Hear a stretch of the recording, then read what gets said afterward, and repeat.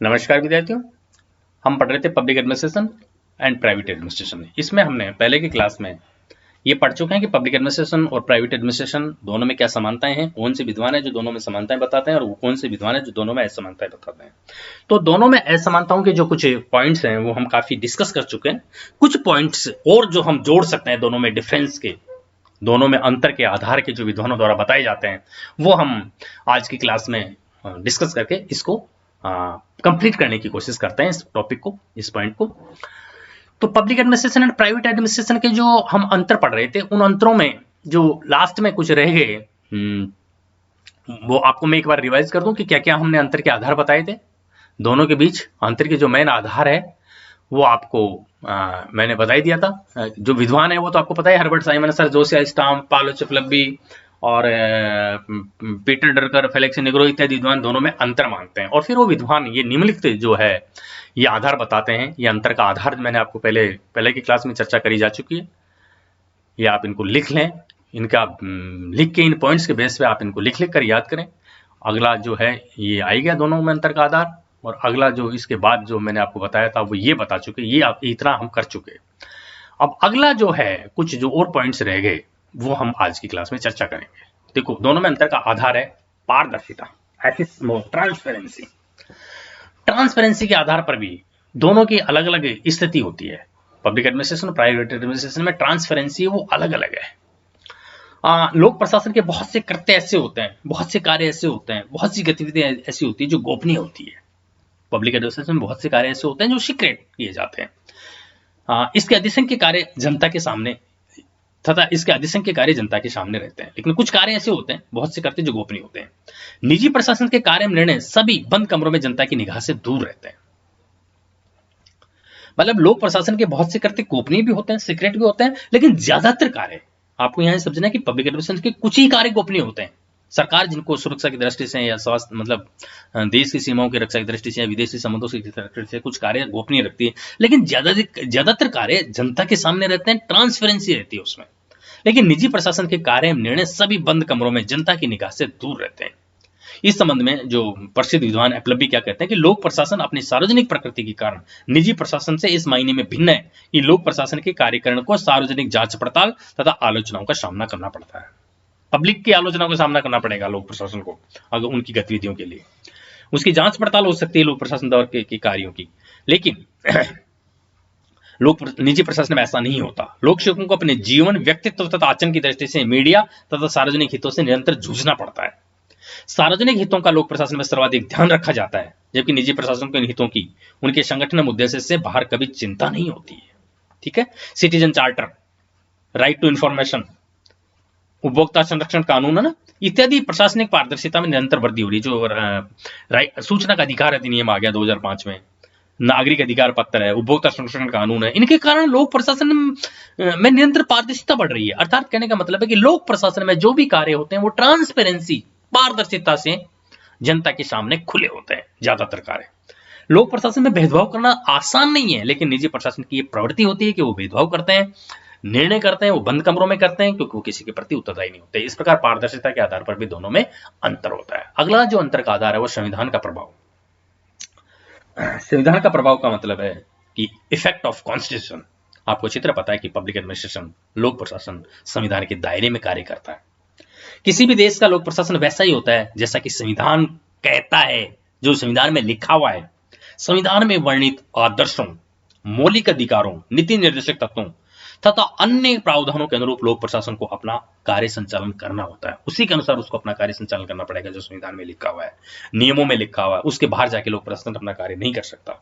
लेकिन निजी प्रशासन संवैधानिक आदर्शों से प्रेरित नहीं होता है, बल्कि निजी हितों के अनुसार संचालित होता है। ठीक है। भारत के संविधान में वर्णित क्या क्या मूलभूत बातें भारत के संविधान में? समानता, स्वतंत्रता, न्याय इत्यादि के सिद्धांतों सहित पिछड़े वर्गों के कल्याण के दायित्व है।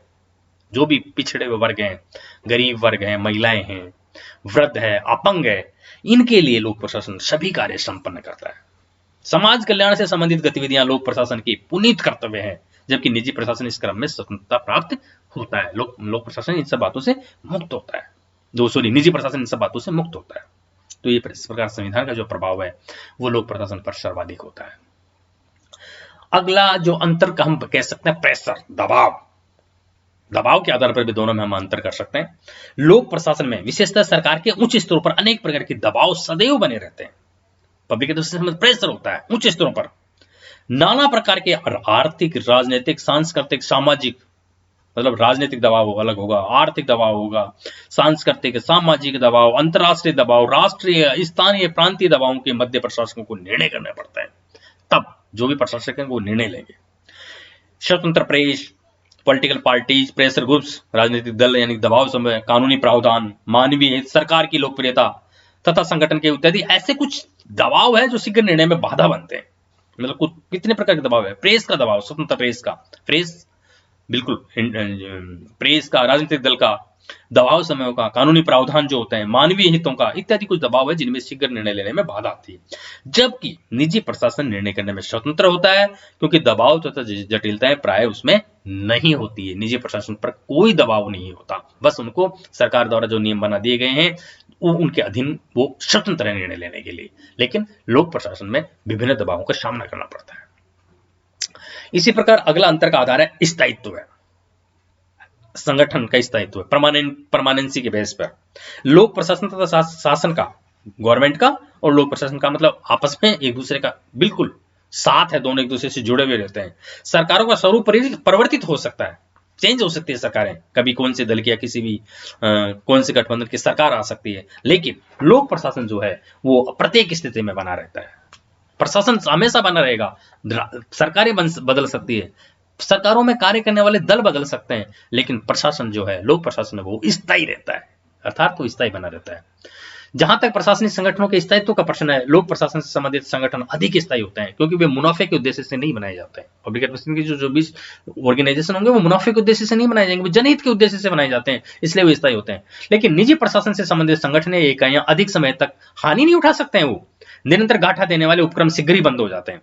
इसी प्रकार लोक प्रशासन के संगठन अधिक जटिल होते हैं, लोक प्रशासन के संगठन होंगे वो अधिक जटिल होते हैं, इसी कारण उनमें परस्पर समन्वय भी कठिन रहता है। बहुत से कार्य एकाधिक विभागों या संगठनों के सहयोग बिना निष्पादित नहीं हो सकते हैं, जबकि निजी प्रशासन में संक्षिप्तता, पृथकता, स्वायत्तता पाई जाती है। इस प्रकार दोनों के बीच जो है स्थायित्व के आधार पर भी अंतर किया जाता है।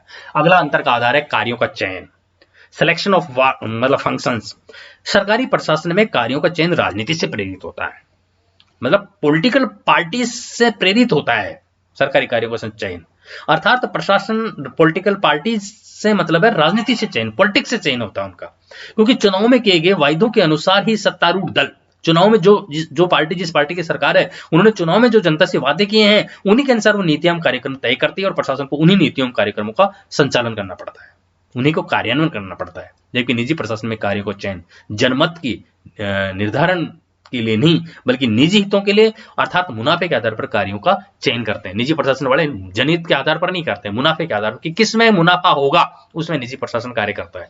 जबकि पब्लिक एडमिनिस्ट्रेशन जो है वो राजनीति से प्रेरित है उसके कार्य, क्योंकि जो दल सत्ता में आ गया उसके नीति और कार्यक्रम को लागू करना पड़ता है। इस प्रकार कार्यों के चयन के आधार पर भी दोनों के मध्य अंतर है। कुछ और जो है पॉइंट्स जो हम जिनको बोल सकते हैं, जिन दोनों में अंतर का जो आधार है वो ये कुछ और पॉइंट्स है जो आपको कुछ बातें बताई जा चुकी है पहले ही, जैसे आजीविका सुरक्षा, वो तो मैंने आपको पहले बता दिया।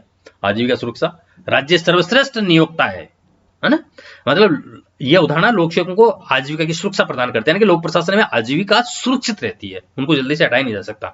सामान्यतः लोक प्रशासन में कार्यरत कार्मिक निजी प्रशासन में नियुक्त कर्मचारियों की तुलना में अधिक सुरक्षित अनुभव करते हैं, ये उसी से रिलेटेड। अगली है परिवर्तनशीलता,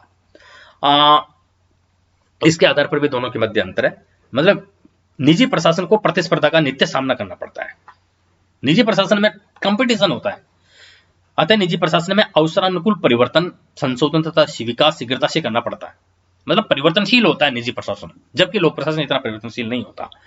लोक प्रशासन में परिवर्तन बहुत से धीरे धीरे हो पाते हैं, नवाचार तथा अनुसंधानों के अनुरूप निजी परिवर्तन निजी प्रशासन की विशेषता है, जबकि लोक प्रशासन यथास्थिति जड़ता पसंद करता है, यथास्थिति में रहना पसंद करता है लोक प्रशासन, और परिवर्तनशीलता निजी प्रशासन का आधार होती है। मतलब परिवर्तनशील होता है निजी प्रशासन, लेकिन लोक प्रशासन परिवर्तनशील की बजाय जड़ता या मतलब जड़ता या यथास्थिति को पसंद करता है। इस प्रकार परिवर्तनशीलता के आधार पर भी दोनों के मध्य अंतर किया जाता है। अगला है राष्ट्र निर्माण। देखो राष्ट्र निर्माण का मतलब यह है, राष्ट्र निर्माण में किसका कितना योगदान होता है। लोक प्रशासन का एक दायित्व है कि वह राष्ट्र निर्माण के लिए समस्त प्रयास करे, देश के विकास के लिए समस्त प्रयास करे, सभ्यता और संस्कृति को जीवंत बनाए रखने के लिए प्रयास करे। जबकि निजी प्रशासन के लिए ऐसी कोई बाध्यता नहीं होती है, वो बाउंड नहीं होते हैं निजी प्रशासन वाले। तो राष्ट्र निर्माण के लिए समस्त प्रयास करना लोक प्रशासन का दायित्व होता है, जबकि निजी प्रशासन का नहीं होता। राष्ट्र समाज संस्कृति, मूल्य, सुरक्षा, नैतिकता तथा मानवता से के समस्त दायित्व लोक प्रशासन के कंधों पर है। राष्ट्र का निर्माण, समाज का विकास, संस्कृति की रक्षा, मूल्यों की स्थापना, सुरक्षा, नैतिकता, मानवता, ये समस्त जो दायित्व है वो लोक प्रशासन के हैं। संकट के समय सभी लोग प्रशासन की ओर आशा भरी नजरों से देखते हैं। कोविड-19 आया तो सभी सरकार की तरफ देख रहे हैं कि वो टीका उपलब्ध कराएं सबको, या उनकी स्वास्थ्य सुविधाएं उपलब्ध कराएं। निजी प्रशासन राष्ट्र निर्माण में सहयोग तो दे सकता है, परंतु एक स्वार्थी पूर्ति मुनाफे तक के बाद तक बस। इस प्रकार ये विभिन्न आधारों पर अगला अंतर जो दोनों के मध्य है वो अनामता, एनोनिमिटी। देखो, अनामता का मतलब ये है कि लोक प्रशासन में अनामता होती है, निजी प्रशासन में अनामता नहीं होती। लोक प्रशासनिक अधिकारी, कर्मचारी जो कार्य कर रहे होते हैं, वो केवल कार्य में विश्वास करते हैं, अपने नाम में नहीं। वो आके ये नहीं कह सकते मैंने ये काम किया, है ना। मतलब अनामता जो है वो लोक प्रशासन का एक प्रमुख लक्षण है, जबकि निजी प्रशासन में ऐसा नहीं होता। मतलब ठीक है, तो अनामता के आधार पर दोनों में अंतर होता है। ये प्रमुख जो लोग दोनों प्रशासनों के मध्य जो प्रमुख अंतर है वो हम प्रमुख जो भी बिंदु है वो हम डिस्कस कर चुके हैं। तो दोबारा मैं अगर इनको समरी के रूप में कहना चाहूं तो हम ये कह सकते हैं कि क्षेत्र में प्रभाव की दृष्टि से दोनों में अंतर होता है। लोक प्रशासन अधिक व्यापक होता है, प्रभावी होता है, निजी प्रशासन का प्रभाव कम होता है। उद्देश्य के आधार पर हम कहें तो लोक प्रशासन जनसेवा का उद्देश्य रखता है, सामुदायिक कल्याण का उद्देश्य रखता है, जबकि निजी प्रशासन लाभार्जन का उद्देश्य रखता है, लाभ कमाने का। ठीक है, ये कुछ अंतर है, जो प्रमुख अंतर है, जो प्रमुख बिंदु है वो आपको स्पष्ट किए जा चुके हैं।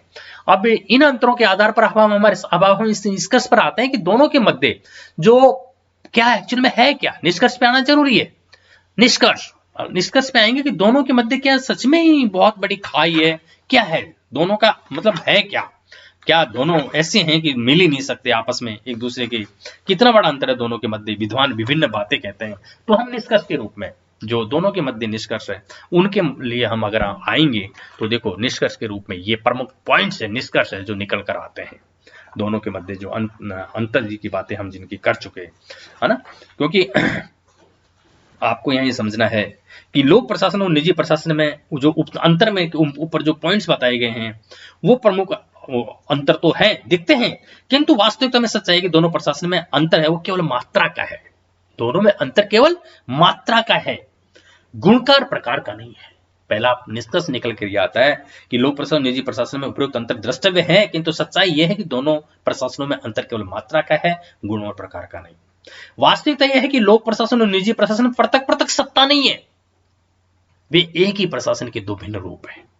वो एक ही प्रशासन के दो भिन्न रूप है, ठीक है। उनकी जाति एक ही है, किसमें अलग अलग है। दोनों एक ही मूल विद्या की दो उपवर्ग है, परंतु उनका अपना अलग महत्व और अपनी पृथक प्रणालियां है। दोनों की मूल विद्या एक ही है, दो उपवर्ग है, उनका अपना अलग अलग महत्व है और अपनी पृथक प्रणालियां है। और अपना अलग अलग महत्व और पृथक प्रणालियां होने के कारण दोनों ने भिन्न स्वरूप ग्रहण कर लिए हैं। दोनों में बहुत से लक्षण एक जैसे हैं जिनकी हम पहले चर्चा कर चुके हैं। प्रबंधन संगठन संबंधी कई तकनीकी प्रक्रियाएं दोनों प्रकार के प्रशासनों में सामान्य रूप से पाई जाती है। इसी प्रकार मतलब जो है दोनों के जो समानताएं होने के कारण कुछ विद्वान जो कहते हैं दोनों मानते हैं कि दोनों एक ही है। आपको मैं लास्ट में यही बता चाहूंगा कि पब्लिक प्राइवेट पार्टनरशिप का आजकल मॉडल फेमस है। सार्वजनिक क्षेत्र में निजी भागीदारी, बहुत से ऐसे आप देखोगे, बहुत सी ऐसी बातें चल रही है जो हमारी सरकार में जो कैसे चल रही है। जैसे ये हाईवेज बनते हैं, टोल प्रणाली, टोल जो है टोल लेते हैं, और टोल में वो किस बात के लेते हैं कि निजी क्षेत्र ने वो हाईवे बनाया और वो टोल के रूप में पैसे इकट्ठे कर रहे हैं। कुल मिला के बात है कि निजी क्षेत्र की भागीदारी भी है सार्वजनिक क्षेत्र में, तो इस आधार पर हम कह सकते हैं कि दोनों में समानताएं हैं, समानताओं के पॉइंट्स आप अच्छी तरह चर्चा कर चुके हैं, और दोनों में अंतर भी है, अंतर के पॉइंट्स की आप चर्चा कर चुके हैं। और निष्कर्ष के रूप में अगर आप बताना चाहोगे तो दोनों में जो प्रमुख अंतर है, हम निष्कर्ष हम अगर देना चाहेंगे तो ये देना चाहेंगे कि दोनों में अंतर केवल मात्रा का है, गुण और प्रकार का नहीं है। वो दोनों एक ही प्रशासन के दो भिन्न रूप है, दोनों की जाति एक ही है, किस्में अलग अलग है, दोनों एक ही मूल विद्या के दो उपवर्ग है, दोनों परंतु उनका अपना अलग अलग महत्व और अपने अपने पृथक प्रणालियां है, जिनके कारण दोनों ने भिन्न भिन्न स्वरूप ग्रहण कर लिए हैं, भिन्न भिन्न दिखते हैं। वो इस प्रकार दोनों प्रशासन जो है उनकी नेचर, उनकी प्रकृति हम ढंग से स्पष्ट समझ चुके हैं। और अब इसके साथ ही आपका ये चैप्टर खत्म हो जाता है कि लोक प्रशासन और निजी प्रशासन में क्या समानता और क्या समानताएं हैं, ये आप ढंग से इसको तैयार कर लेंगे।